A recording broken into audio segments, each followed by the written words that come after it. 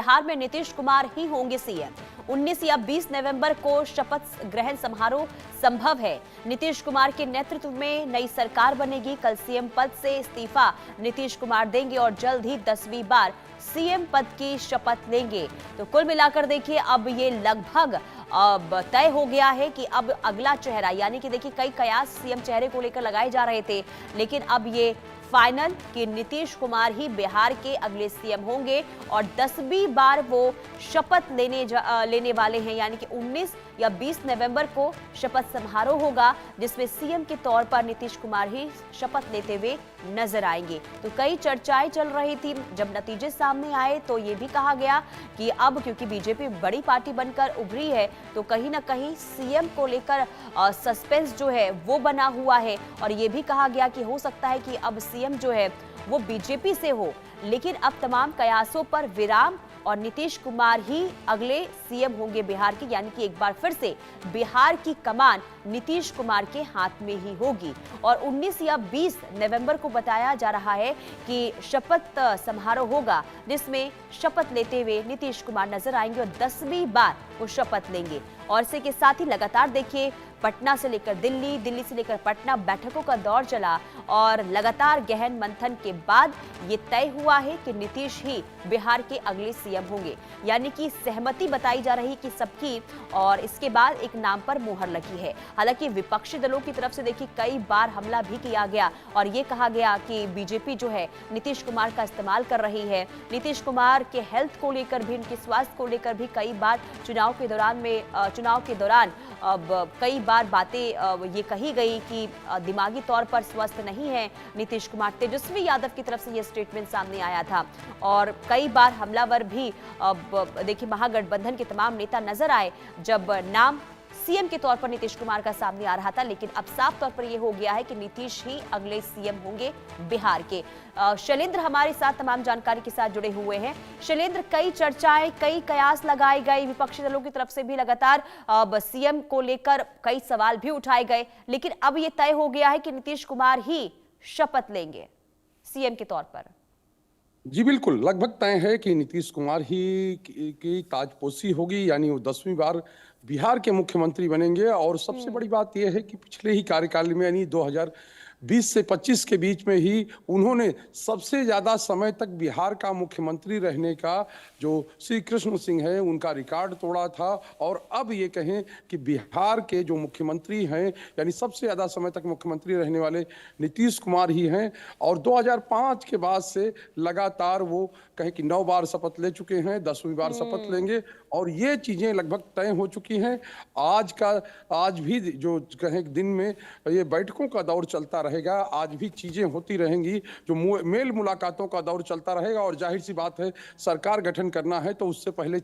सब चीजें साफ कर लेना है। यानी अब जो उनके कहें कि 5 पांडव जिसकी बात बीजेपी के नेता, जेडीयू के नेता या कहें कि उनके सहयोगी दलों के नेता करते रहे हैं, उन सभी को सीटें मिली हैं, उन सभी को भरपूर सीटें मिली हैं। जितनी कहें कि जिनको हिस्सेदारी मिली थी टिकट कहें कि सीट बंटवारे में, उस हिसाब से सबकी जीत हुई है। लेकिन सबसे बड़ी प्रचंड जीत जो है वो बीजेपी की हुई है, क्योंकि 90% का स्ट्राइक रेट उसका है, यानी 90% उसके प्रत्याशी जीते हैं। उससे बड़ा स्ट्राइक रेट बिहार में अभी तक मतलब ये इस चुनाव में किसी का नहीं है। उसके बाद जेडीयू या कहें कि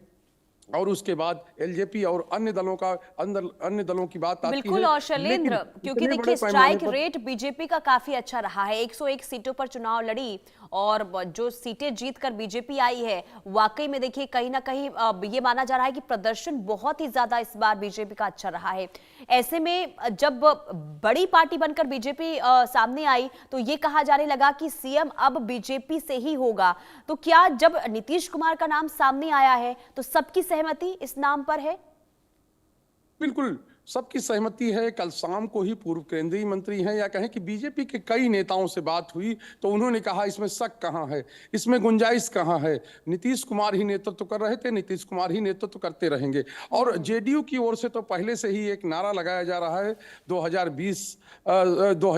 से 30 फिर से नीतीश। कल जेडीयू के जो कार्यकारी अध्यक्ष हैं, राष्ट्रीय अध्यक्ष हैं, उन्होंने भी साफ तौर पर संजय झा ने कहा कि नीतीश के अलावा नाम किसका है, चेहरा किसका है, उनके चेहरे पर चुनाव लड़ा गया है, तो जाहिर सी बात नेता वही होंगे। अब चूंकि औपचारिकताएं बाकी हैं, कल यानी कि सोमवार को और दिन होगा 17 तारीख, और उस समय बिहार की कैबिनेट बैठेगी, या कहें कि जो 22 तारीख तक यानी 22 नवंबर तक जो सरकार चलनी है, 22 नवंबर तक जो विधानसभा चलनी है, उसकी आखिरी कैबिनेट की बैठक होगी, जिसमें यही प्रस्ताव पारित किया जाएगा कि इस सरकार को डिसॉल्व किया जाए, यानी इस सरकार को अब इसका कार्यकाल पूरा हो रहा है, ये सरकार अब डिसॉल्व होगी, यानी इस्तीफा दिया जाए, और उसके बाद ही मुख्यमंत्री नीतीश कुमार राजभवन जाएंगे और इस्तीफा सौंपेंगे। साथ ही जो सरकार बनाने का दावा है, वो जब एनडीए विधायक दल की बैठक हो जाएगी, यानी कि पहले जेडीयू और बीजेपी अपने अपने विधायक दल के नेता चुनेंगे, जाहिर सी बात है बीजेपी अपना विधायक दल का नेता चुनेगी, और जो जेडीयू है उसके विधायक दल के नेता यानी साफ तौर पे वो नीतीश कुमार ही होंगे, क्योंकि वही बाद में एनडीए विधायक दल के नेता चुने जाएंगे, यानी पांचों जो दल हैं वो दल आपस में बैठेंगे, और ये कहा जा रहा है सीएम हाउस में बैठक हो सकती है, और सीएम हाउस में वहीं पर सर्वसम्मत से नीतीश कुमार को फिर से नेता चुना जाएगा, और इसके बाद फिर वो जो सरकार बनाने का दावा पेश करेंगे, जो औपचारिकता मात्र है, क्योंकि इतने बड़े पैमाने पर जो गठबंधन को सफलता मिली है, गठबंधन को जो मैंडेट मिला है, गठबंधन की जीत हुई है, तो ऐसे में वो राज्यपाल के पास जाएंगे, सरकार बनाने का दावा पेश करेंगे, तब सरकार के जो राज्यपाल की ओर से न्योता दिया जाएगा कि आप सरकार बनाइए। यानी कि ये जो औपचारिकताएं हैं वो पूरी होंगी, और आज ही ये कहा जा रहा है कि जो पर्यवेक्षक होंगे, यानी बीजेपी की तरफ से, बीजेपी राष्ट्रीय पार्टी है उसकी तरफ से 2 पर्यवेक्षक, वो कम से कम 2 पर्यवेक्षक दिल्ली से आएंगे, और जो विधायक दल की बैठक होगी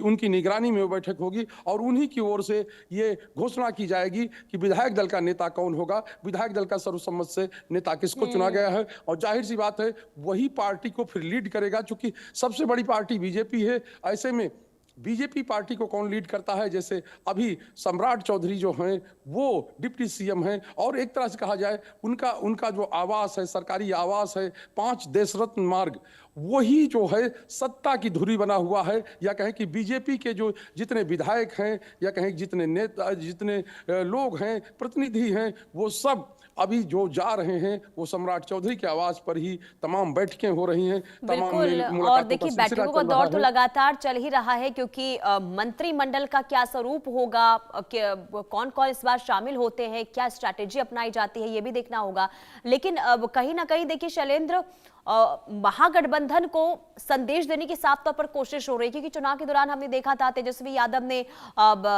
सीएम यानी कि नीतीश को के हेल्थ को लेकर जो सवाल उठाए थे, और ये कहा गया था कि नीतीश जो है अब वो अचेत अवस्था में हैं, दिमागी तौर पर वो स्वस्थ नहीं है, और इसी के साथ ये भी कहा गया था कि बीजेपी नीतीश कुमार का सिर्फ इस्तेमाल कर रही है। तो नीतीश कुमार का नाम एक बार फिर से सीएम के तौर पर सामने आना, तो कहीं ना कहीं महागठबंधन को सीधे तौर पर यहाँ पर संदेश देने की कोशिश कि जो हम कहते हैं वही करते हैं। जी बिल्कुल, ये संदेश केवल बीजेपी की ओर से नहीं दिया गया है, मुख्यमंत्री नीतीश कुमार की ओर से भी दिया गया है, क्योंकि भले ही मुख्यमंत्री अब मीडिया के सामने नहीं आते हैं, मीडिया से बात नहीं करते हैं, एक लंबा अरसा बीत गया है, लेकिन उन्होंने जिस तरह से रैलियां की हैं, या एक दिन में 7-7 जगहों पर गए हैं, 7-7 रैलियां की हैं, तो ये उनके कहें स्वस्थ होने का प्रमाण है, और ये चीजें अब लगता है कि पीछे छूटती जा रही हैं, क्योंकि 2-3 सभाओं में मैं खुद गया था वहां पर कवरेज करने के लिए, और उसमें मुख्यमंत्री की जो पहले बातें करते थे, यानी 27 से 30 मिनट का भाषण होता था, तो एक सभा में, और वो सभा थी जो डिप्टी सीएम हैं यानी ये सम्राट चौधरी के यहाँ उनकी सभा हुई थी, और लगभग 30 मिनट तक उनका भाषण हुआ था। तो आप समझ सकते हैं कि अगर कोई व्यक्ति बीमार होगा, कोई अचेत होगा, तो 30 मिनट का भाषण वो नहीं दे सकता है। और दूसरी बात यह है कि जब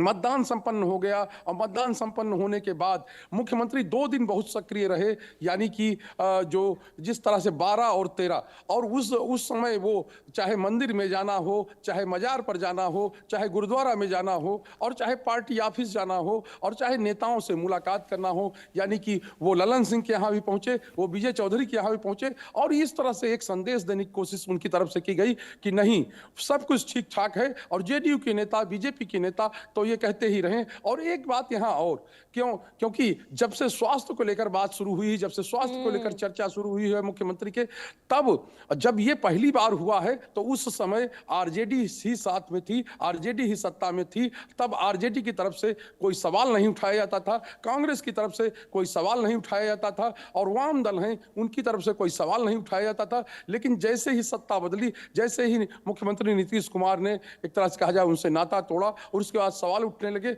और ये कह सकते हैं कि जो विपक्ष में रहता है उसकी तरफ से सरकार पर सवाल उठाए जाते हैं, कार्यशैली पर सवाल उठाए जाते हैं। और जाहिर सी बात है ये विपक्ष की भूमिका जो महागठबंधन के नेता हैं वो निभा रहे हैं। लेकिन मुख्यमंत्री के तौर पर कहें कि नीतीश कुमार लगातार, यानी जब से नतीजे आए हैं तब से तमाम मेल मुलाकातों, बैठकों का दौर चल रहा है, और सीएम की अलग अलग लोगों के साथ तस्वीरें आ रही हैं। किसी से सम्मान ले रहे हैं, यानी किसी से बुके ले रहे हैं, तो किसी को वो साल उड़ाकर सम्मानित करते हुए दिख रहे हैं। तो ये तस्वीरें लगातार आने का सिलसिला जारी है। ठीक है शैलेंद्र, यानी कि देखिए कुल मिलाकर नीतीश कुमार का नाम सीएम के तौर पर सामने आ रहा है, लेकिन हलचल भी लगातार